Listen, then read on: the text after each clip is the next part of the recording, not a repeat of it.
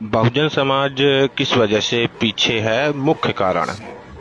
बहुजन समाज के पिछड़ेपन के कई ऐतिहासिक, सामाजिक, आर्थिक और राजनीतिक कारण हैं। इनमें से कुछ मुख्य कारण इस प्रकार से हैं। ऐतिहासिक शोषण और सामाजिक भेदभाव। बहुजन समाज को सदियों तक जातिगत भेदभाव, छुआछूत और सामाजिक बहिष्कार का सामना करना पड़ा।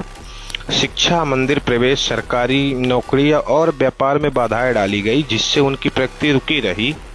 और दूसरा कुछ इस प्रकार है। शिक्षा की कमी। ब्राह्मणवादी व्यवस्था में बहुजनों को शिक्षा से वंचित रखा गया। अंग्रेजों के समय पर हालांकि अवसर मिले, लेकिन स्वतंत्रता के बाद भी बहुजन समाज को शिक्षा के क्षेत्र में बराबरी के मौके नहीं मिले। सरकारी योजनाओं के बावजूद आज भी बहुत से बहुजन उच्च शिक्षा से दूर हैं। आर्थिक और जैसे आर्थिक असमानता। बहुजन समाज के पास जमीन, पूंजी और संसाधनों की कमी रही है। उनका मुख्य रूप से श्रमिक वर्ग के रूप में शोषण किया गया, जिससे उनके आर्थिक रूप से मजबूत नहीं हो सके। आज भी बड़ी संख्या में बहुजन समाज के लोग खेतिहार मजदूर, दिहाड़ी मजदूर और छोटे स्तर के व्यवसायों तक ही सीमित हैं। राजनीतिक साजिशें और नेतृत्व की कमजोरी। बहुजन समाज के नाम पर कई राजनीतिक दल बने, लेकिन कई बार नेतृत्व या तो बांटा हुआ रहा या समझौता कर लिया, यानी कि कई बार नेतृत्व बटा हुआ रहा या समझौता कर लिया गया। कुछ नेताओं ने निजी स्वार्थों के लिए समाज को सही दिशा नहीं दी, जिससे बहुजन राजनीति कमजोर होती गई। और पांचवा, धार्मिक और सांस्कृतिक वर्चस्व। बहुजन समाज को धार्मिक अंधविश्वासों में उलझा कर रखा गया। ब्राह्मणवाद ने यह विश्वास दिलाया कि उनकी स्थिति उनकी कर्मों की वजह से है, जिससे वो अपने हक के लिए संघर्ष करने की बजाय भाग्यवादी बने रहे, यानी कि भाग्य और किस्मत, भूत प्रेत, टोना टोटका आदि पर भरोसा करते रहे और मंदिर या सब में पड़े रहे, इसके लिए भी पीछे रह गए।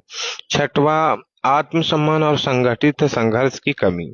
जब तक कोई समाज अपनी असली ताकत को नहीं पहचानता, तब तक वह प्रगति नहीं कर सकता। कई बहुजन अभी भी अपने अधिकारों और इतिहास से अनजान हैं। जो लोग जागरूक हैं वो संगठित संघर्ष में उतने सक्रिय नहीं है जितना होना चाहिए। और सामाजिक एकता की कमी। बहुजन समाज की विभिन्न जातियां और वर्गों में बटा हुआ है। इस विभाजन का फायदा स्वर्ण मानसिकता वाले लोग उठाते रहे हैं, जिससे बहुजन आंदोलन बार बार कमजोर पड़ जाता है। समाधान क्या हो सकता है? शिक्षा पर जोर। बहुजन समाज को संगठित होकर शिक्षा को प्राथमिकता देनी चाहिए। दूसरा, आर्थिक सशक्तिकरण। बिजनेस, नौकरी और कृषि में आगे बढ़कर आत्मनिर्भर बनना चाहिए। तीसरा, संगठित संघर्ष।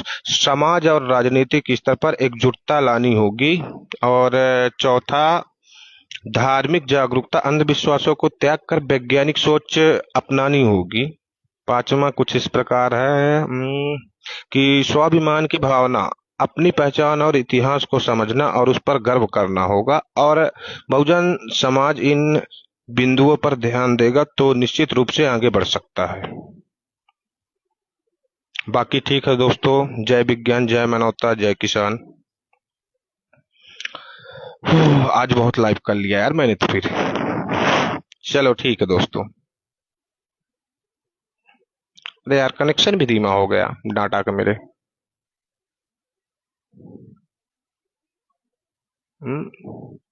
समाप्त करें।